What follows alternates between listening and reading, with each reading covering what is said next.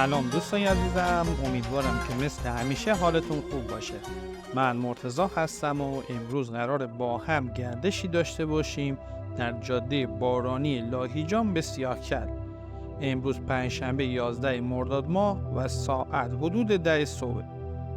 قبلا ولاگ رانندگی در جاده سیاهکل به لاهیجان از سمت ازبرم چوشن رو در کانال قرار دادیم که لینکش رو براتون در قسمت توضیحات این ویدیو قرار میدم. امروز قصد داریم از مسیر باسکوی گراب به سمت شهر زیبای سیاهکل رانندگی کنیم.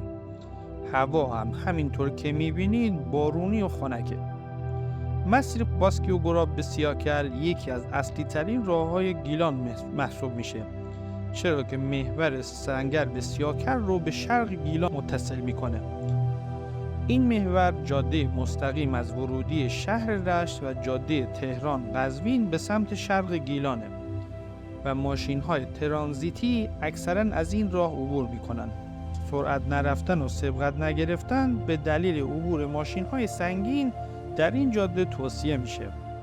قبلا ولاگ بازار دام یا همان مال فروشان شرق گیلان رو در کانال قرار دادیم که در روستای انارستان همین جاده قرار داره. ولاگ ما از روستای باسکوی گراب لاهیجان شروع و با عبور جاده 16 کیلومتری به سمت مرکز شهر سیاهکل خواهیم رسید. شهر سیاهکل هم که همه اونو با منطقه زیبای دیلمان میشناسن. ولاگ های زیادی از جاهای دیدنی این شهر رو مثل بازار هفتگی پنجشنبه ها رو در کانال قرار دادیم که توصیه میکنم اگر به دیدن این زیبایی ها علاقه دارید حتما به پلیلیست شهر سیاهکل که لینکش هم در قسمت توضیحات این ویدیو قرار داره سری بزنید. لاهیجان هم که عروس گیلان و بیشترین ویدیو و ولاگ ما در این کانال از این شهر زیباه. پلیلیست لاهیجان هم در دسترس شما عزیزان قرار داره. اگر به دیدن زیبایی های استان گیلان علاقه دارید حتما ما رو سابسکرایب کنید. خواهشاً با لایک‌ها و کامنتاتون ما رو در مسیر بهتر شدن حمایت کنید و برامون بنویسید که دوست دارید از کجای گیلان زیبا براتون ولاگ تهیه کنیم. در ضمن در روزهای یکشنبه و پنجشنبه هر هفته در این کانال ولاگ جدید قرار داده میشه. امیدوارم که از این گردش لذت ببرید.